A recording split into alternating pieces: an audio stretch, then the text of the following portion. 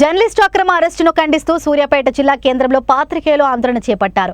సూర్యాపేట జిల్లా కేంద్రంలోని వాణిజ్య భవన్ సెంటర్లో జర్నలిస్టులు పెద్ద ఎత్తున నిరసన చేపట్టారు. ఈ సందర్భంగా జర్నలిస్టు సంఘాల నాయకులు మాట్లాడుతూ రాష్ట్రంలో జరుగుతున్న యూరియా పంపిణీ వార్తల కవరేజీ కోసం వెళ్లిన జర్నలిస్ట్ సాంబశివరావును అక్రమంగా అరెస్టు చేయడం భావ ప్రకటన స్వేచ్ఛకు భంగం కలిగించడమే అని భావిస్తూ రాజ్యాంగ హక్కును హరించి వేయడం సరైనది కాదని సాంబశివరావు అరెస్టును తాము ముక్త కంఠంతో ఖండిస్తున్నామని, ఇలాంటి చర్యలు ఎక్కడ జరిగినా ఊరుకునేది లేదని, ప్రభుత్వం జర్నలిస్టుల ఆత్మగౌరవాన్ని దెబ్బతీయకుండా రక్షణ కల్పించాలని కోరారు.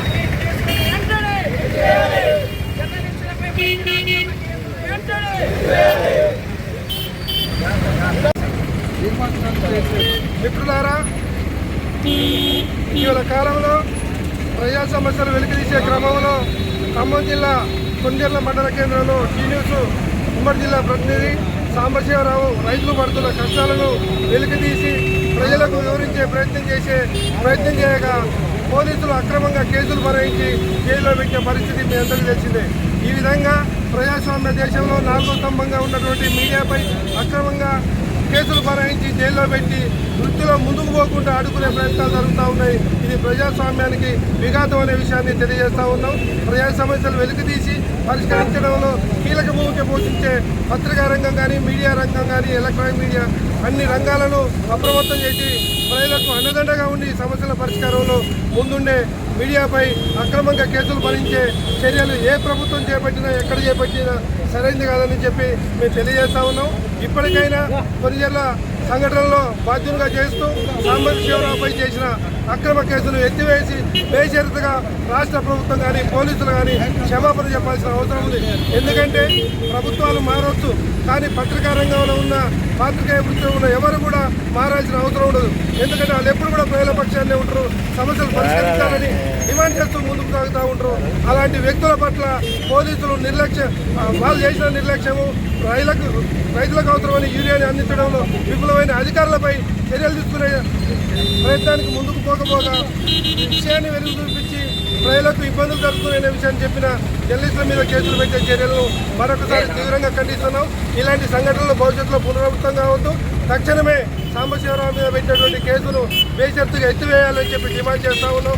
ఈ రకంగా ప్రభుత్వాలు, పోలీసులు కుమ్ముక్కై జర్నలిస్టులపై కేసులు నమోదు చేస్తే TUWC H1 గురించి నిరంతరం జర్నలిస్టుల పక్షాన పోరాడుతూ ముందుకు సాగుతుందని చెప్పి ఈ సందర్భంగా మేము హెచ్చరిస్తా ఉన్నాం. అందరికీ శుభోదయం. ముఖ్యంగా అధికారంలో రాకముందు జర్నలిస్టుల హక్కులను కాపాడుతాం, జర్నలిస్టులకు ఇళ్ల స్థలాలు ఇస్తాం, జర్నలిస్టులకు ఎన్నో చేస్తాం అని ప్రతి ప్రభుత్వం చెబుతుంది. తీరా వచ్చిన తర్వాత కేసులు బనాయిస్తాం. ఏదైనా ఉంటే రిజైండర్ చేయాలి, రిజైండర్లు వేసుకోవాలి, కానీ అక్రమ కేసులు బనాయించి ఒక ఖమ్మంలో జర్నలిస్టుని లోపలికి వేయడం చాలా దారుణం. దీనిపై ముక్త ఖండంతో సూర్యాపేట జర్నలిస్టులు ఖండించడం చాలా సంతోషకరం. ఇటువంటి జరగకుండా, అప్రజాస్వామిక విధానాలు జరగకుండా ప్రభుత్వాలు చొరవ చూపాలి.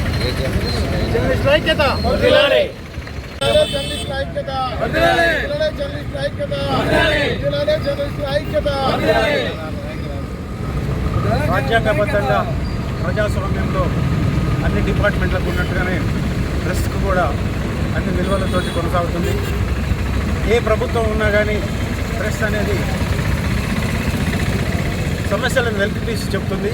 ఈ నేపథ్యంలో ఖమ్మంలో కూడా రైతులు యూరియా కోసం పడుతున్న కష్టాలతోటి వాయిస్లు తీసుకొని ఇస్తే మరుసటి రోజు అదే రైతులను పిలిపించి మళ్ళీ కేసులు పెట్టి టీ న్యూస్ బ్యూరో ఇన్ఛార్జ్పై కేసు నమోదు చేయడాన్ని సూర్యాపేట జర్నలిస్ట్ పక్షాన తీవ్రంగా ఖండిస్తున్నాం. బేషరతుగా అరెస్ట్ చేయబడిన రిపోర్టర్ని విడుదల చేయాలని డిమాండ్ చేస్తున్నాం. జర్నలిస్టుల పైన దాడులు జరుగుతున్నాయి.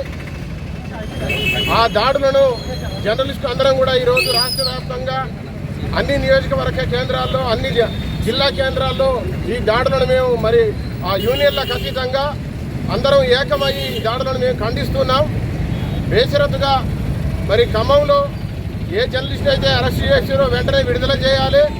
విడుదల చేసి ఎవరైతే మరి ఆయన విషయంలో మరి ఇబ్బంది పెట్టినో వాళ్ళు బేషరతుగా క్షమాపణ చెప్పాలని చెప్పేసి కూడా మనవి చేస్తూ వర్ధిల్లాలి జర్నలిస్టుల ఐక్యత, వర్ధిల్లాలి జర్నలిస్టుల ఐక్యత.